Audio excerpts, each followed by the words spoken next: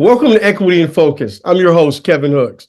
Today, we're diving into the world of political strategy and civic engagement with a seasoned expert, Kirk Clay. Kirk's extensive career has shaped campaigns and movements across the nation, focusing on empowering underrepresented communities and driving significant electoral social change. Kirk, thanks for joining us today.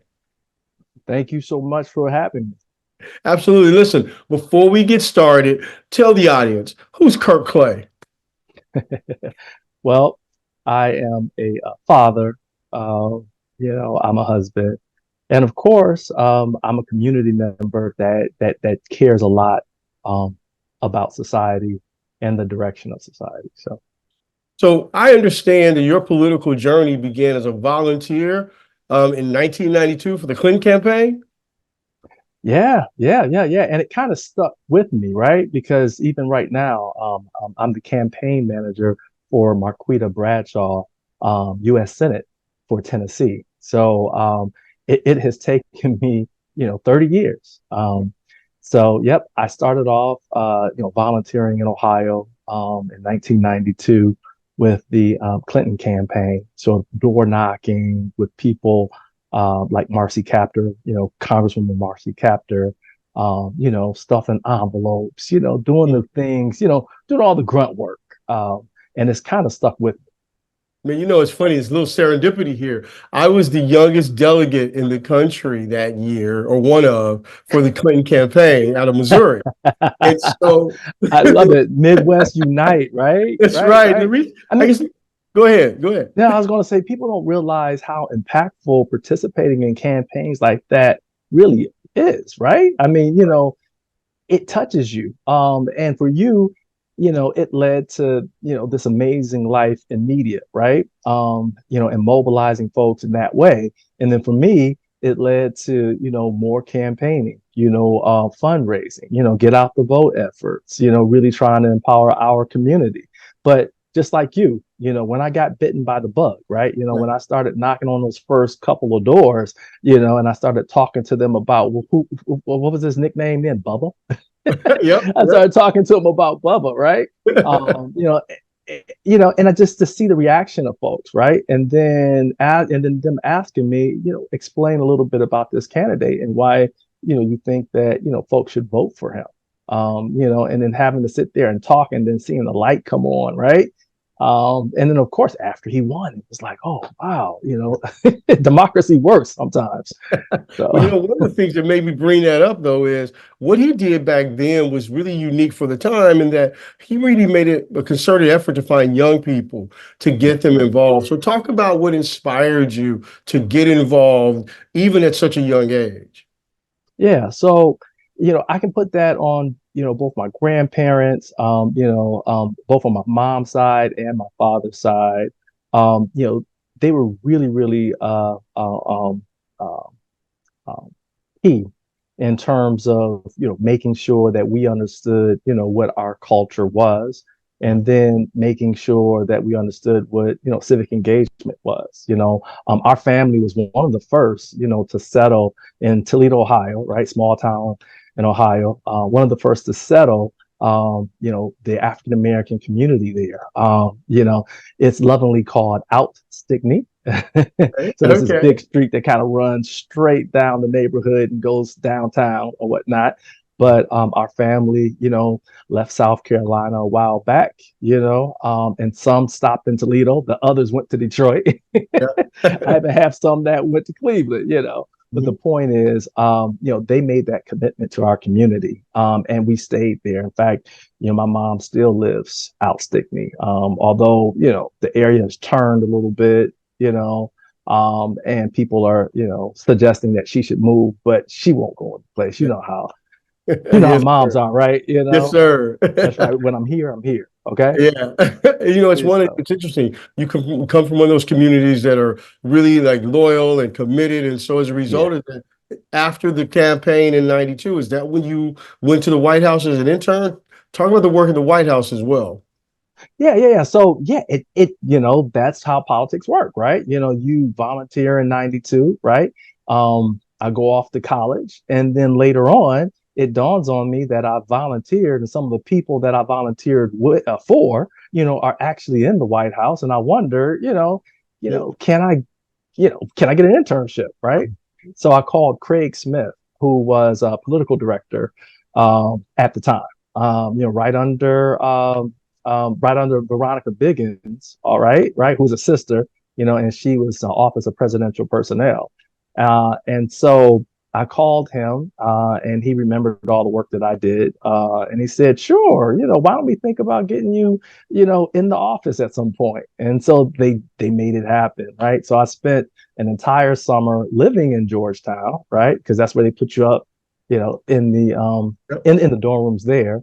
But then every day, going to places like the Oval Office, working out of the old executive office building, Yep. which is now called the Dwight D. Eisenhower building, and then having an office that, I could look out on the public. And it was intoxicating, every morning, right? I'll get there extra early so I can go to the Indian Treaty Room and write in my journal, right? Just to talk Right. about things that African American men and African Yes. Americans in general experience, so, and I still have those notes. So it's interesting. You work with the Protect Our Children campaign was a Oh, yeah. continuation of that work. Can you describe that kind of work and and its impact? Yeah, yeah. Well, I mean, the work is really, really fruitful in that it is always reaching out to students and always reaching out to young people. In fact, to be honest with you, I'm taking from that very same work and here in this campaign in Tennessee for U.S. Senate, right? I'm launching, or we are launching, a Freedom Summer renewal, right? And so we are inviting young people to come down to Tennessee, and learn how to mobilize, right? How to phone bank, right? How to do doors.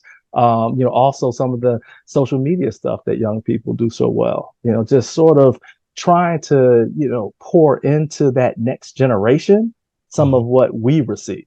And I got that from Dr. Joseph Lowery. You remember the civil Yeah. rights leader out of Georgia? Mhm. Yeah, yeah, yeah, yeah.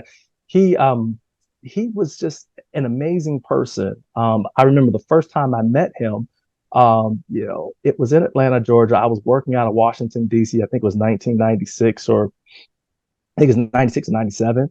Mhm. And we were doing some whistle stop tour, from Atlanta, Georgia, all the way to Mississippi, to help out a statewide African American candidate.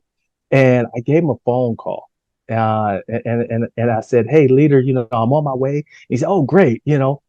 When do your flight arrive in Atlanta? And I told him, oh, I get in Jackson, around 3 o'clock on next Tuesday, right? He Right. said, no, does your flight arrive tomorrow in Atlanta? And I said, oh, I'll let you know. I'll book that flight and I'll be there. Exactly. Yeah, yeah. Make a long story short, I was traveling an airline that not only lost my luggage, but they delayed the flight. I didn't get there until like 12 o'clock in the morning, right? So I pull into, I believe it's Jackson, right? Airport. I get off the plane, 3 or 4 police officers rush up to me, right? And I'm thinking, uh-oh, but they got smiles on their faces. They grab me and they say, hey, you're late. Come on, right? And so we take Wow. off through the airport, right? We get to the front of the airport, and then I notice like 5 SUVs with the flasher lights on and the passenger side doors open. Dr. Lowry's leaning back with his hand behind his head and his feet on the dashboard. Get in, leader. We got to That's make up some awesome. time. And I'm surprised, right? Because I'm Yeah. like, little old me, you stopped an entire caravan, But when I got in the truck, he said, he reminded me that the movement leaves no one behind. You know what? I And think that is such a great story, but you know what else? It points out, and I think this is great for the young people listening or watching. Politics is really a young person's game. yeah, Like that's right. when you walk through the White House or any of the Yeah. big offices, you see young people. So talk about that from an encouraging standpoint to the Yeah. young people. Like you don't have give them Yeah. advice and let them know if you get involved, it's not gonna be a bunch of old fuddy duddies like me and you. It's gonna All be right. over years. That's right. That's right. That's right. Well, so perfect example, right? Here I am, a very, very young person, right? And Mhm. Dr. Joseph Lowery, who's basically, one of the leaders, right, of the Mhm. civil rights movement. Okay. He actually handpicked Dr. King, So he's calling me leader, Yeah. right? And Yes. I asked him why, and he and Reverend James Orange, and they told me it's because that's what we aspire you to be, right? And so we Yes. pour into you everything that we have, and then we expect for you in terms of legacy to pour into what we poured into you into someone else, That's right? right. And you're Yeah. right. And so for young people out there, what I'm here to say is that we are here to pour what we've learned from our ancestors into you and step back and allow you to take off and run with it. So you're absolutely right. When we took that bus tour, we went from Atlanta. We stopped at all these kitchens, right? And Yep. they opened them in the middle of the night because they knew he was coming, right? We Yeah. had fried bologna sandwiches. But by the time we made it to Jackson, okay, he stopped the bus at the first stop and he pushed me out there. He gave me a microphone, put me on top of the hood, right? And there's Yes. hundreds of people around. Mhm. I didn't know he was going to do this, right? But he gave me the microphone and he said, in the movement, you always got to be ready. Go, Oh, you know. yes. And he let me speak to the entire. Of course, I messed it up, right? Right, right. But Of course, I messed it up. But the point is, he had poured that into me, and ever since then, I've always remembered you've always got to be ready, right? You got to be on the exactly spot, right. but also it's okay to get out there and make mistakes, and that's what I want the young people to know. If you want to see change, then you have to be the change that you want by beginning someplace, and you start where you are. Right? What's the old saying? The best time to plant a new tree, right? Is right now, because if you had planted it 20 years ago, we would have a tree by now. I love it. Right? I love it. Right, Yes. right. It's So funny. I like to say that, it could be either day one or one day. I prefer it be day one of the work. And so that's if you it. start right now, you can start getting it done. But that being said, I love it. talk about the campaign that you're currently working on and, the importance and what separates your candidate from the other ones. Oh my gosh, it is absolutely amazing. So all those stories I just told you, right? Yes. That candidate is our age. So a lot of the same people that I knew and that I had worked with, this candidate had worked with herself, right? So first of all, she's an African American woman, right? Mhm. And she's running for one of the highest offices in the land. I mean, I don't have to tell you That's that we right. don't have a U.S. Senate representative right now that is an African American woman. So anytime you can get that's extremely special. But what makes her even more special is where she's coming from, right? She's coming from the south side of Memphis, right? She's coming from a place, a location that historically has seen a lot go down. Okay. Yeah. Where did Dr. King pass away? Yeah. That's right here in Memphis.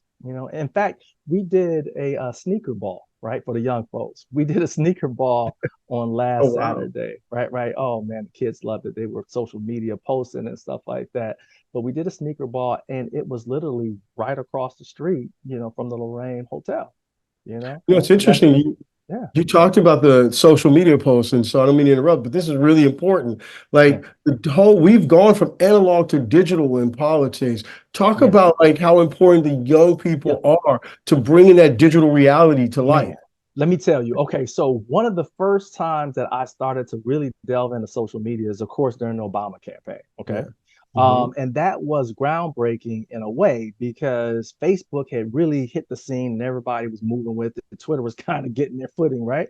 But the Hmm. whole point is we were able to use Facebook, right, as a social media platform to communicate with your volunteers, right? So you were able to talk and coordinate with your family. And what that did for the campaign and what that does for me, right? And how that helps young people is it decentralizes the campaign. So instead of everybody depending on me to give them the word that you need to, in this situation, talk about this sneaker ball, right? Or Hmm. communicate with your grandma or get in contact with your best friends, I have to trust you as a young person or somebody who's on social media to do that appropriately on your own, right? And that has changed the game tremendously. So instead of me having to send out, 35 press releases, right?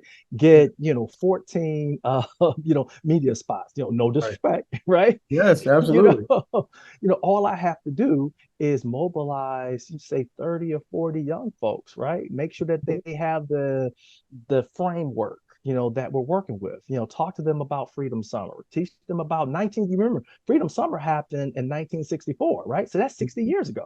So we're Yes. coming up on a major anniversary for that. Talk to them Mhm. about Freedom Summer, right? Right. Talk to them about why they should be engaged in politics and Mhm. then turn them loose. So yeah, you have platforms like X, you have platforms like Facebook, but then also Reddit. You got other platforms like Snapchat, right? Yep. You got LinkedIn, which is amazing to me.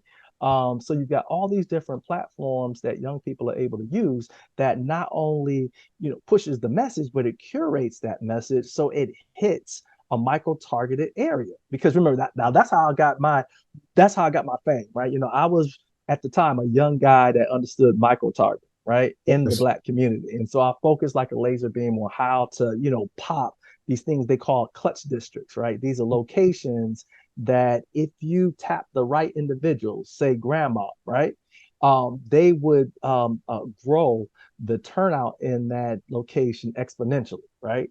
And so that's how I got my start. Well, after social media, almost everyone is a micro targeter, okay? Because all you have to do now is just look at, your IDs, which is, the folks that you poll to figure out who are your ones or your most important people, the people that's going to vote for you no matter what. In Yep. tech, they call those fast followers, right? The ones that's Mhm. going to love you no matter what.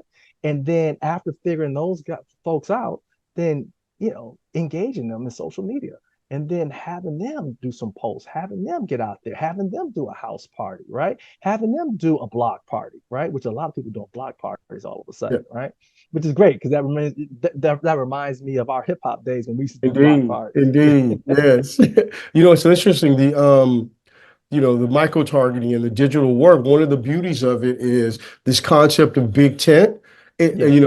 It brings it to life because it allows you to create equity, especially in Hmm. your outreach. And you Yeah. represent something that I really think is important for this particular podcast, equity Hmm. and focus, in that, there's not very many people who look like you that can have the title of campaign manager. And Thank we you. want to grow that. And I think it Yes. grows from bringing in more people under this big tent. Can you Yeah. talk about like how important it is to have people like us in these positions of authority so we Yeah. can achieve that big tent reality?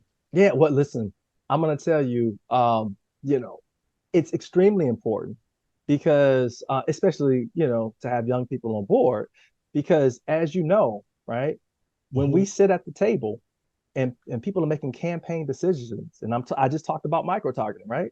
Who's Mhm. important and why? And the person I brought up was grandma, right? Mhm. Grandma who happened to be, the block captain, de facto mayor That's of right. the Yep. neighborhood, right? Yes. And she's in her slippers, but if she comes down the block and she says it's time to vote, what's going to happen? That's right. Big mama, Everyone's going to turn out. everybody gonna vote. Exactly. Now I have that perspective, okay, Yes. and I have a deep seated respect, right, and love, for that. Someone else just may be ignorant to, right? So they have no idea. So if we're not at the table and we're not campaign manager and making those decisions to target grandma or to look at that sister who's running for office and say, look, I'm going to throw my weight behind her because I believe she brings something to the table, right? Then guess Yes. what happens? We will never see our voices or see ourselves. Right. Our hashtag for the campaign is hashtag be the first, right?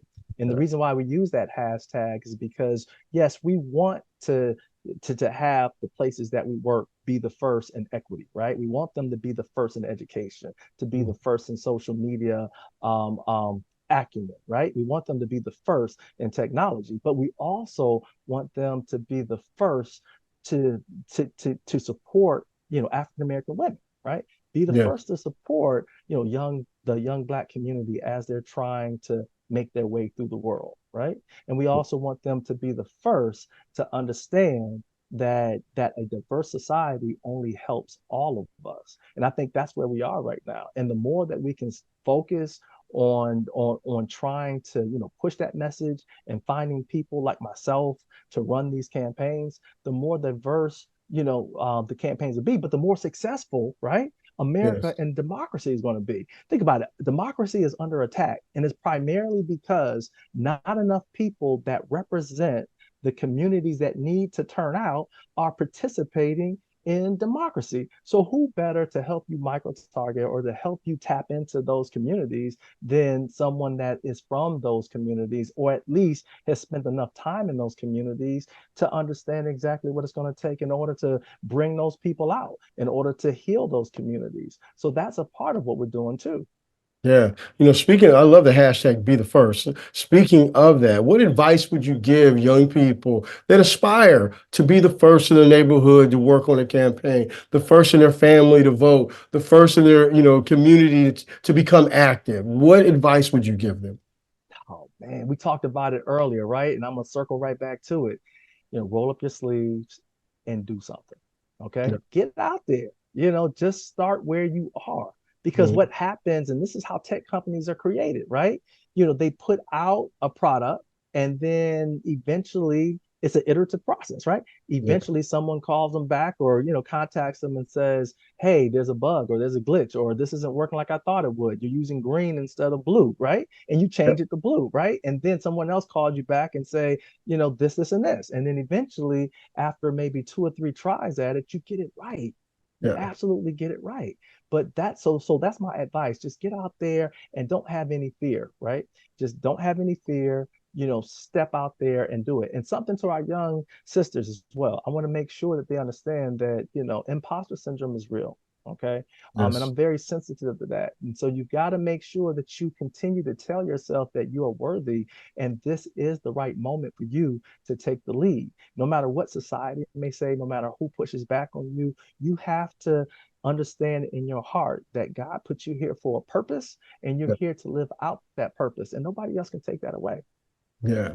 So who inspires you politically? Whoa, that's a big one. It could be anybody current or historical, because I love the Oh, icons in history, and I can tell man. you do too. Oh, so let me say this, okay? I'll totally be honest with you. My goal in life is to introduce young people to each other so that then they can become those leaders that I've always, admired, right? Right. So Yeah. I want to find a way of putting the young Michelle Obama, right, next to the young Yes. John Lewis. You see what I'm saying? I want to Yes. put the young Shirley Chisholm right next to the Yes. young Martin Luther King, right? Pair Yes. those two together. I want to take the young Malcolm X, right? Yeah. And put him next to the young Angela Davis, right? Yes. Yes. Okay. Okay. I want to take, the Thurgood Marshall and put him next to Daisy Bates, right? So then Yes. now we got this sort of thing going, right? I want to take Stokely and Fannie you Lou. I love it. you Yeah. hear me? You hear me? You Yes. hear I me? feel you. So, true, true. Ida B. Wells, wouldn't Yes. she work really, really well with somebody like Booker T. Washington? You know Oh, what I'm man, saying? listen, we're on You the know what I'm same saying? page. I Just was thinking WB Du Bois, but institutional yes. powers, man. Just Yes. bringing them together and stuff like that. And then, of course, we talk about communication. Who communicated better than Frederick Douglass Right. and Harriet Tubman? Okay, Man, I you mean, better stop. those two, you put those two together. So what I'm saying, you talking about dream team. Yes, And then, man. I love so it. you talking I about who do I love admire? it.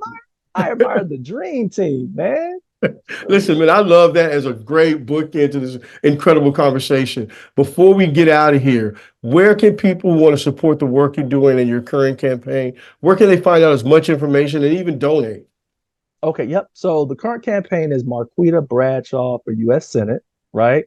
Tennessee. So you can look that up. You can Google us, and you're going to see all kinds of stuff pop up. So we're working on social media really well. I And then love for it. me, of course, is kurtclay.com is how you get in contact with me.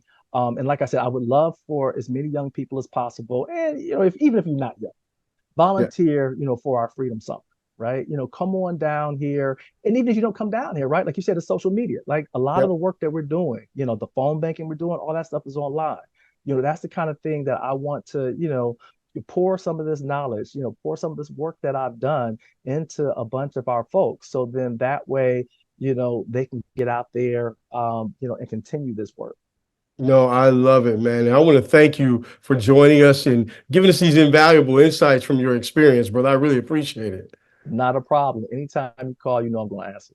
I love it. And to our listeners, let's keep the conversation going and stay focused on equity. And remember, each one of us has the power to make a difference in our community. Stay engaged, stay informed, and continue to push for a more equitable society. And join us once again on Equity in Focus. Thank you.